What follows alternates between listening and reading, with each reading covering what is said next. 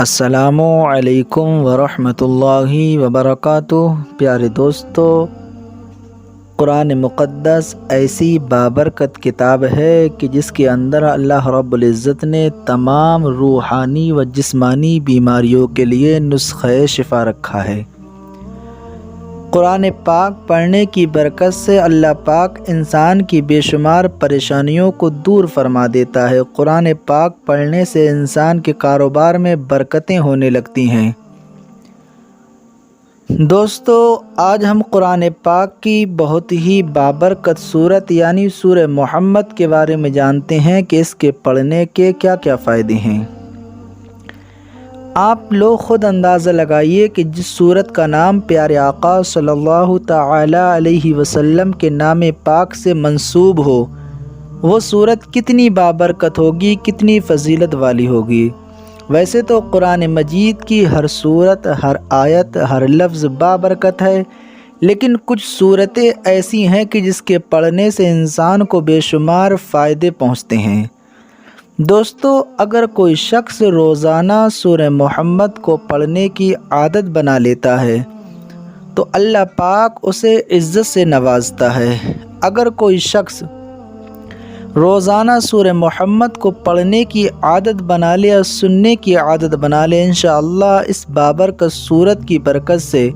اس انسان کی تمام پریشانیاں دور ہو جائیں گی، اس کے کاروبار میں برکتیں ہونے لگیں گی۔ دوستو، اس سورت کی ایک خاص فضیلت یہ بھی ہے کہ اگر کوئی شخص اپنے کسی دشمن سے خوف کھاتا ہو، اس سے کسی چیز کے نقصان پہنچنے کا خطرہ ہو، تو اس شخص کو چاہیے کہ 41 روز تک روزانہ سورہ محمد کو پڑھ لیا کرے یا سن لیا کرے۔ انشاءاللہ عز و جل اس بابرکت سورت کی برکت سے وہ اپنے تمام دشمنوں سے محفوظ ہو جائے گا۔ آئیے دوستو، اسی بابرکت سورت کو سن لیتے ہیں۔ دوستو، میری ایک اور ضروری بات سن لیجئے گا کہ آج کے اس وقت میں تعلیم یافتہ ہونا بہت ضروری ہے۔ ہم اپنے بچوں کو دنیاوی تعلیم تو دیتے ہیں مگر دینی تعلیم سے ہم اپنے بچوں کو دور رکھتے ہیں، بلکہ دینی تعلیم بھی آج کے اس دور میں دینا بہت ضروری ہے، کیونکہ یہ تعلیم ہمیں دنیا اور آخرت دونوں میں فائدہ دے گی۔ دوستو، اس لیے ہم آپ کے لیے لے کر آئے ہیں آن لائن قرآن کورس۔ اگر آپ بھی صحیح تجوید کے ساتھ قرآن مجید پڑھنا چاہتے ہیں یا اپنے بچوں کو پڑھانا چاہتے ہیں تو ہمارے اس دیے گئے نمبر پر ہم سے واٹس ایپ پر رابطہ کیجیے۔ انشاءاللہ عز و جل آپ کو بہترین قاری سے صحیح طریقے سے قرآن مجید پڑھایا جائے گا۔ اگر آپ بھی پڑھنے کا شوق رکھتے ہیں تو ہم سے رابطہ ضرور کیجیے گا۔ اعوذ باللہ من الشیطان الرجیم، بسم اللہ الرحمن الرحیم۔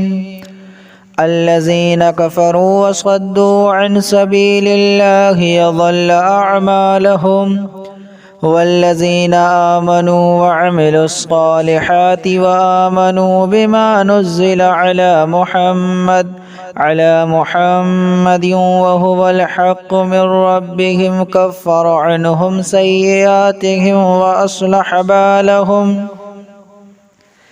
ذلك بأن الذين كفروا اتبعوا الباطل وأن الذين آمنوا اتبعوا الحق من ربهم كذلك يضرب الله للناس أمثالهم فإذا لقيتم الذين كفروا فضرب الرقاب حتى إذا أثخنتموهم فشدوا الوثاق فإما منا بعد وإما فداء حتى تضع الحرب أوزارها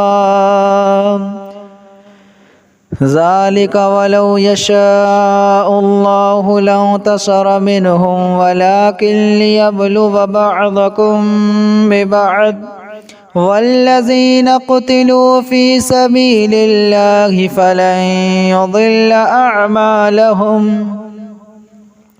سيهديهم ويصلح بالهم ويدخلهم الجنة عرفها لهم يا أيها الذين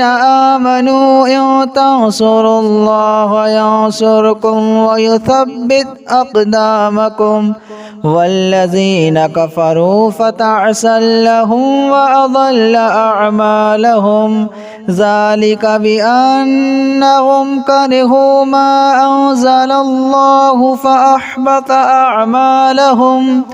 أفلم يسيروا في الأرض فينظروا كيف كان عاقبة الذين من قبلهم دمر الله عليهم وللكافرين أمثالها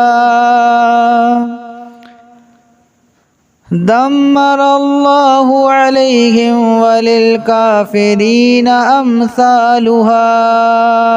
ذلك بأن الله مولى الذين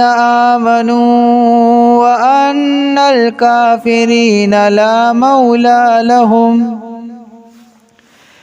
إن الله يدخل الذين آمنوا وعملوا الصالحات جنات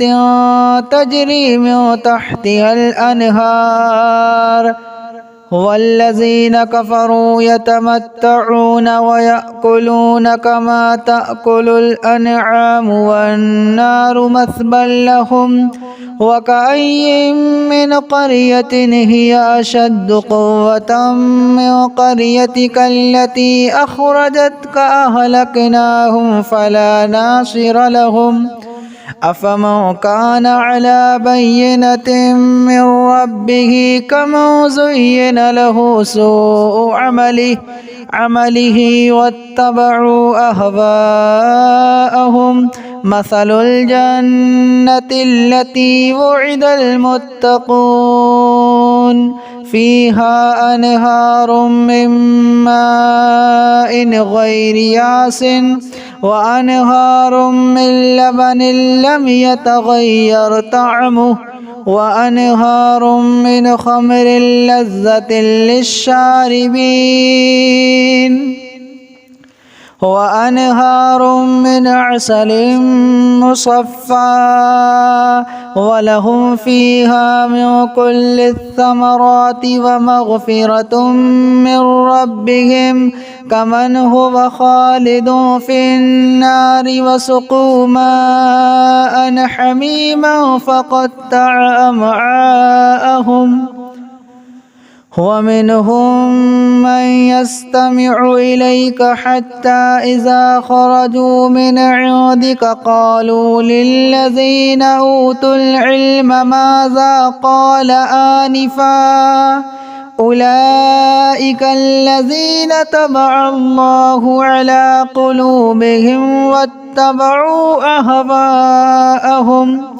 والذين اهتدوا زادهم هدى وآتاهم تقواهم فهل ينظرون إلا الساعة أن تأتيهم بغتة فقد جاء أشراطها فأنى لهم إذا جاءتهم ذكراهم فاعلم أنه لا إله إلا الله واستغفر لذنبك وللمؤمنين والمؤمنات والله يعلم متقلبكم ومثواكم ويقول الذين آمنوا لولا نزلت سورة فإذا أنزلت سورة محكمة وذكر فيها القتال رأيت الذين في قلوبهم مرض ينظرون إليك نظر المغشي عليه من الموت فأولى لهم طاعة وقول معروف فإذا عزم الأمر فلو صدقوا الله لكان خيرا لهم فهل عسيتم إن توليتم أن تفسدوا في الأرض وتقطعوا أرحامكم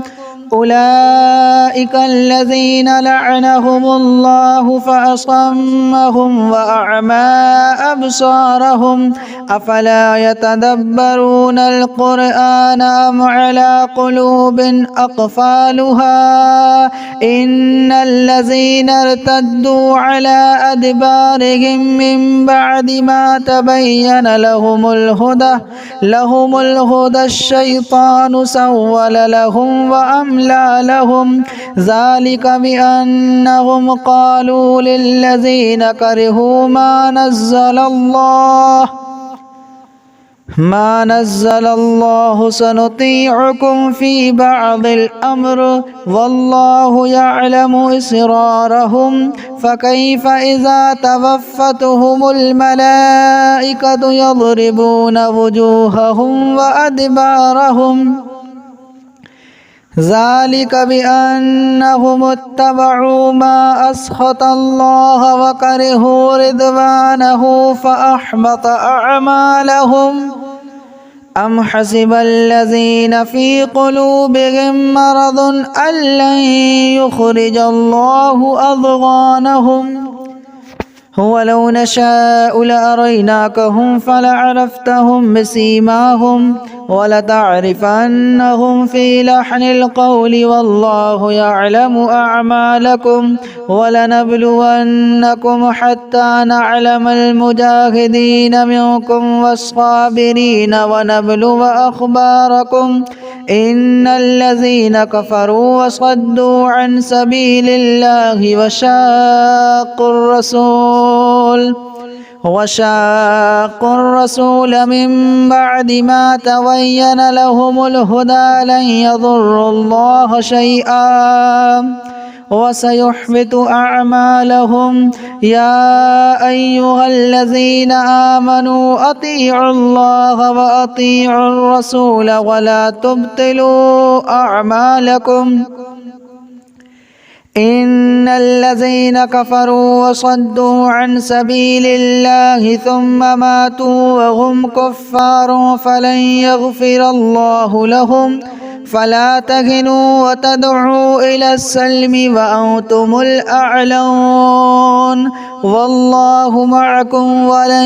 يترككم أعمالكم إنما الحياة الدنيا لعب ولهب وإن تؤمنوا وتتقوا يؤتكم أجوركم ولا يسألكم أموالكم إن يسألكموها فيحفكم تبخلوا ويخرج أضغانكم ها أنتم هؤلاء تدعون لتنفقوا في سبيل الله فمنكم من يبخل ومن يبخل فإنما يبخل عن نفسه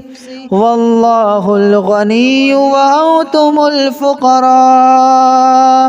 وإن تتولوا يستبدل قوما غيركم ثم لا يكونوا أمثالكم